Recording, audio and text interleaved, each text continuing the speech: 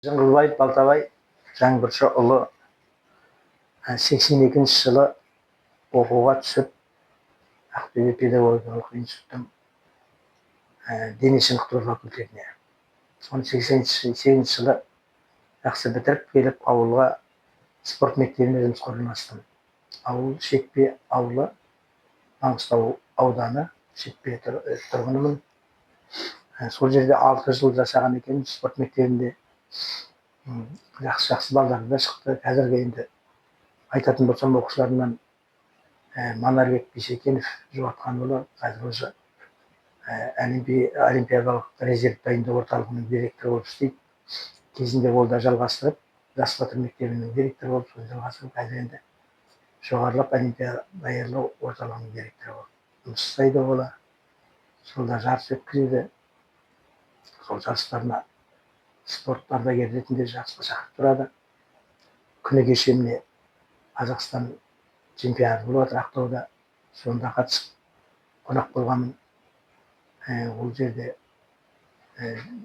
жасөспірімдер арасында Қазақстанның чемпионаты болып жатыр. Сондай деңгейде жарысты ұйымдастыру, ол оқушының өзі қарайған чемпион берді, чемпион олимпиада шығарды. Биыл суд олимпиада Шетпе ауылынан шығып отыр. Ғұлама Хамза дейтін бала кеше олимпиада чемпионы болып келді, суд олимпиадасына. Ол да сол жас батыр мектебінің түлегі, менің оқушыларымның оқушысы деген сияқты. Ол қазір жақсы деңгейде жарыс өткізіп жүр. Сондықтан сол 88 жылдан бастап 94 жылға дейін сол спорт мектебінде істегенмін. Спорт мектебінде сол жаңа абыройымды айтып жатқаным ғой.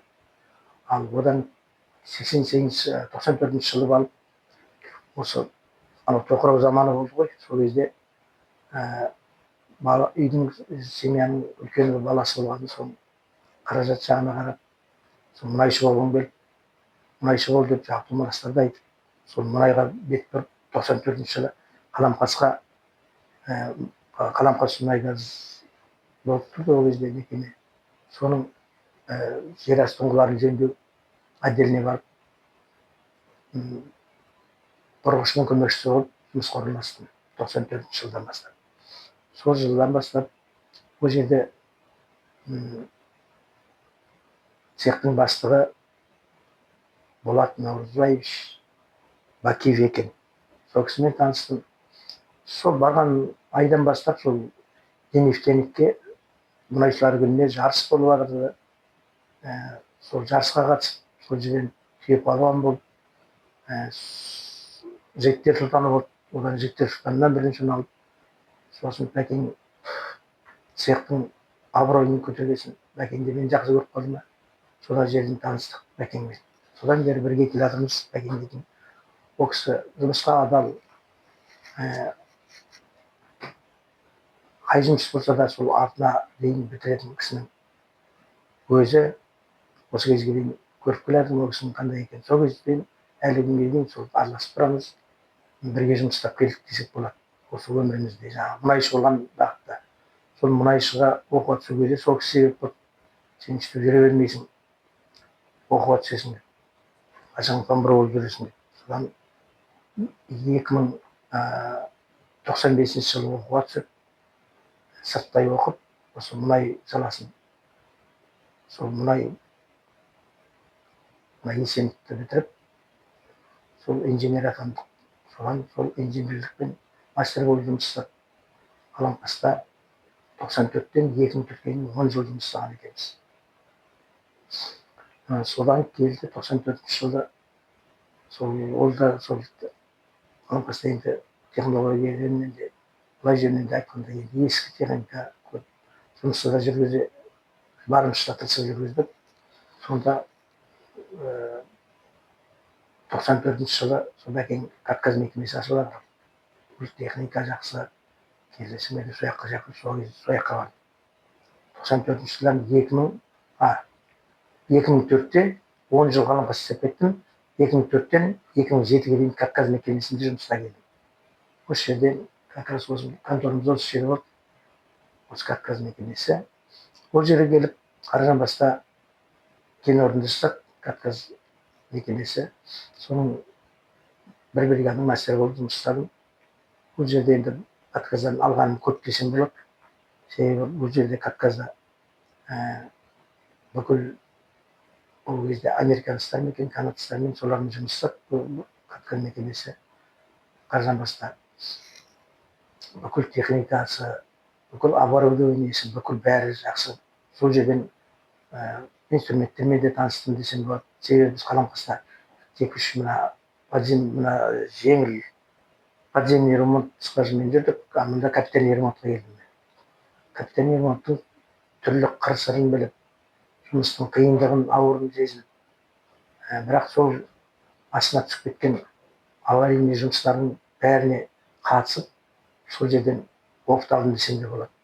Сол кезде олар Доржбаевичті қасымыздан көреміз. Ол кісі қандай сложный жұмыс болса да сол келіп, сол жерде главный инженер болып жүріп, бәкең қасымыздан шықпай сол аварияны до конца істеп, шыққанша қасымызда жүретін. Ол кісіден үйренгеніміз көп. Ол кісі тіке жұмысқа дегенде беріліп жасап, сол жұмысты аяғына дейін тындырып сөйтіп жүретін. Ол кісіден үйренгеніміз көп. Ол кісіге рахмет айтамын мен. Себебі әр жұмысты басынан қалай бастап, қалай аяқтайтын табандылыққа үйретті, төзімділікке үйретті. Шықпайтын зат болмайды деп. Қайта-қайта келіп, оқып, қайта-қайта келіп, ақыр сол затты шығарып алады ғой, аварийный инструмент. Аварийный құлаған сол затта тұрып алған құлайтын астына. Или инструмент пагерлер жатады, бәрінде алып шықты менің көрген кезімдегі бәкең. Сол кісіден алған опытымызбен сол қазірде содан 2007-те Бозашыға шақырып бәкең, Бозашы істеп жатыр. 2007-тен бастап қазіргі күнге дейін сол Бозашыдамын. Бозашыда сол инженер по надзору, по технадзору за капитальный ремонт и освоение скважин лауазымда істейміз, супервайзеріміз. Сол келген мердігер мекемелерді қадағалаймыз. Ол жерде келіп кеткен мекеме көп. Кезінде сол локойлар жасап, Кавказ сол бір мекемесі болды. Кавказда сол жерде жүріп істедім мен, Кавказда. Содан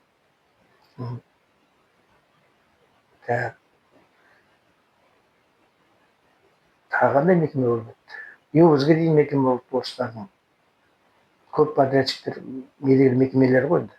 Соларды қадағалап, біздер солардың дұрыс жұмыс жасауына контроль жасап жүретінбіз.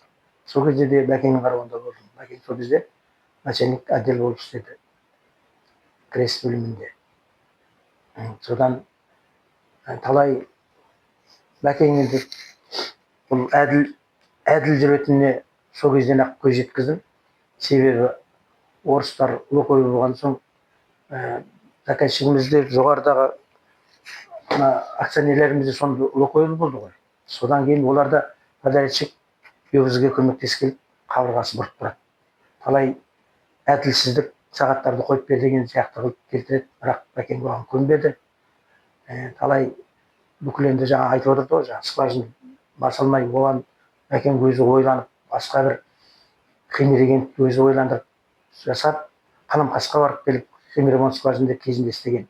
Сол жаққа барып келіп, 10 күн басылмаған скважинада оған ол скважинге жаңағы айтылған бураствор да құйылды, гель де құйылды, бәрі құйылып, бірақ сол скважина басылмады. Газовый фактор ашылған астынан. Енді жаңағы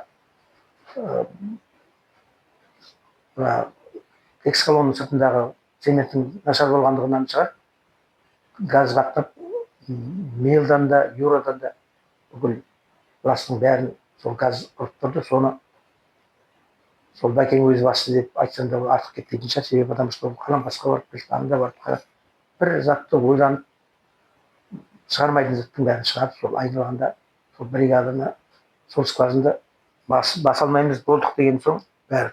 А то бергенде жоқ, өздері басып, соны өзі басып берді. Сол Сол тапқырлығына да риза боласың. Сосын күрделі ремонттарда көресіз, ойлап қолдан инструментті шығарып қояды. Адам ойламайтын заттарды сол ол енді өзінің практикасынан алған опыты шығар деп ойлаймын. Ол уже күнделікті істеп жатқан жұмысқа уже пайдалы болып тұр да. Алып шығатын затты действительно алып шығады. Сондай Бәкеңнің үлкен жұмысқа деген ынтасын бәрін көріп Бәкеңге ризамыз. Ол енді жұмысқа енді адал кісі. Және жұмысшыларға да өте көмектесетін кісі. Ал мына басшылар көп жұмысшыларды бетпе кетеді, анау жоқ мынау жоқ деп жатқанда әкеліп болмайды. Сондай кездерде болады балдарға.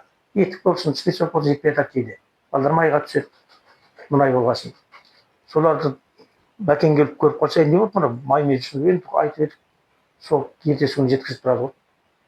Сол жөнінен осы жұмысшылар жағы да Бәкеңді көбі жақсы көреді.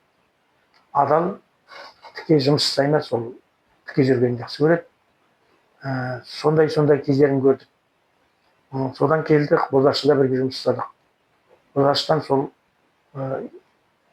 2018 жылы өзінің құрмет демалысына кетті. Ал біз әлі сол жерде жұмыс жасап жатырмыз. Сол баяғыша салып кеткен ізгі жолмен, Бәкеңнің жолы деп айтсам да болады. Себебі сол система әлі баяғыша жүріп жатыр. Рахмет, сол меніңше.